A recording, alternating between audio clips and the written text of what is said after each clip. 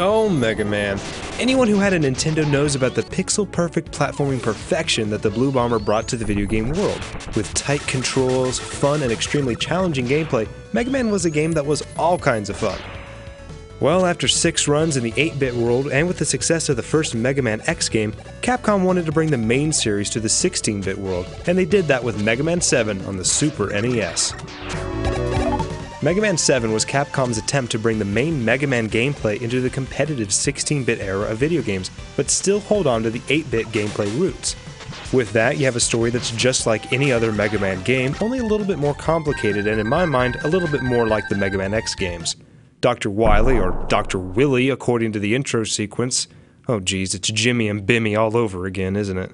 Anyway, Dr. Wily has 4 new robot masters to spring himself out of jail, and has an even more dastardly plan in store for the world in Dr. Light the Normal.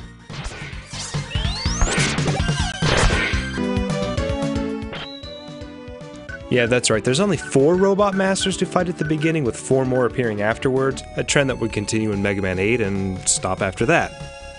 This segments the game nicely anyway, with the definitive halfway point, and taking another cue from the X games, a halfway stage and mid-boss. It's actually cool because with these nods from the X series, there's more cutscenes in the game, and I'm a big fan of that. Introduced in this game is everyone's favorite jerkbot Bass and his robot dog Treble. He poses as a good pal to Mega Man and fools him and Dr. Light into trusting him, only to of course betray them later and fight Mega Man in some of the most relentless battles in the game. The graphical overhaul has been one of the many complaints that fans have had about this Mega Man outing. While Mega Man X featured faster gameplay, this game featured much larger and more detailed versions of the Mega Man characters we had previously seen in their smaller 8-bit roles. With that, these larger sprites do look really cool, and I love how the game reminds me of the old Mega Man 90s cartoon show, but they take up a huge amount of space on the screen. This results in getting hit more, missing jumps, and well, it's just not the same as the 8-bit games.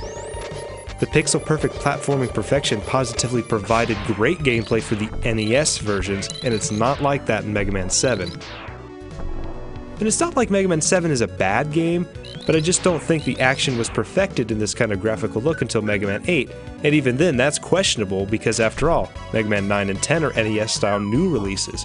And actually, even Mega Man 7 here got a remake on the PC from fans styled as a Famicom game.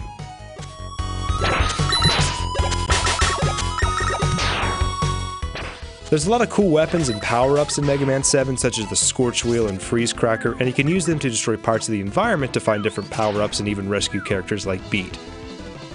Also hidden in some of the stages are the Rush panels that, once collected, provide a cool armor for Mega Man. If you like the Rush armor in Mega Man 6, you'll love the Super Adapter.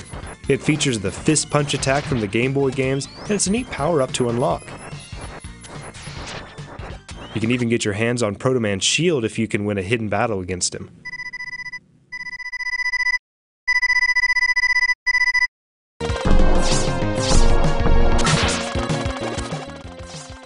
Overall, Mega Man 7 is a great Mega Man game. Sure, the sprites are large, but it's also colorful and well made, and it's a little easier than the NES game, so it's a good place to start in the series if you're just getting into it. The platforming and such isn't as solid as the NES games, but by taking a few cues from the first X game, and even the Game Boy series, Mega Man 7 is a great Super Nintendo experience that you don't want to pass up.